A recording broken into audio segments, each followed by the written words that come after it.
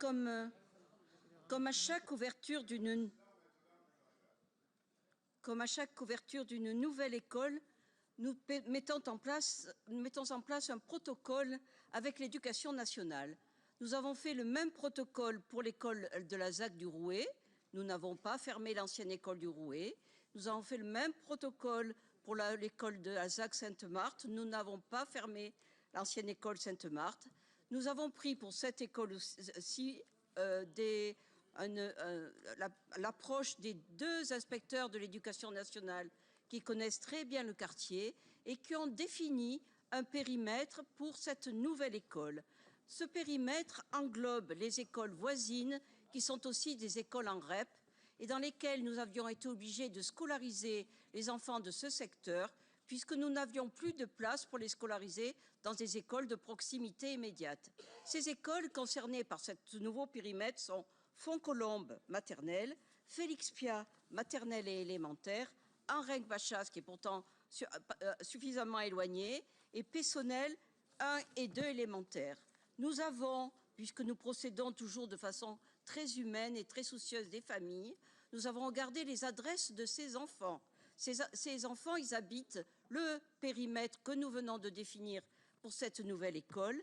Ils sont 254 qui vont pouvoir se rapprocher de leur domicile pour aller dans cette nouvelle école. Ils sont donc prioritaires puisqu'ils sont du périmètre de l'école que nous venons de définir. Et ça aura un double avantage voulu aussi par l'éducation nationale, c'est d'alléger toutes ces écoles alentours qui sont en REP, qui sont maintenant très à l'étroit puisque nous avons fait des dédoublements. Ça permettra à toutes ces écoles autour d'être plus à l'aise et de pouvoir exercer leur pédagogie de façon plus aisée. Donc ces élèves, eh bien, c'est 254 élèves. Alors comme vous le savez peut-être pas, en REP, les écoles sont à 25, donc 254 élèves. Ça fait déjà 10 classes qui ouvrent dans cette école. Comme nous sommes en REP, il faudra dédoubler les maternelles, les dernières années de maternelle, les CP et les CE1. Ça fait 13 classes qui vont donc être scolarisées dans cette école à la rentrée, avec toutes les attentions que je vous ai précisées.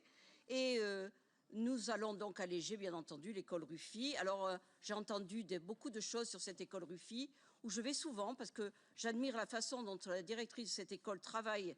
Et elle m'avait fourni, avant les vacances scolaires, une liste de travaux à effectuer dans son école. Comme toujours, pendant les vacances scolaires de cet été, nous avons fait tous les travaux qui ont été demandés.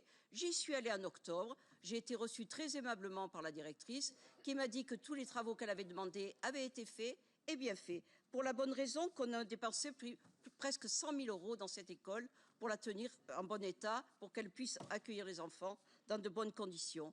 Donc, eh bien, il y aura une mixité qui se fera parfaitement dans cette école, puisque nous avons déjà 250 enfants des écoles en REP et en REP+, des alentours, et qu'à partir du 1er janvier, nous allons inscrire de nouveaux élèves qui habitent ce périmètre, et nous aurons ainsi une mixité parfaite, d'autant que j'ai regardé les immeubles qui vont se construire dans ce périmètre et que nous avons à avoir 17 000 m² de logements sociaux. Donc je ne pense pas qu'on puisse être accusé de faire des partialités dans les élèves de notre ville.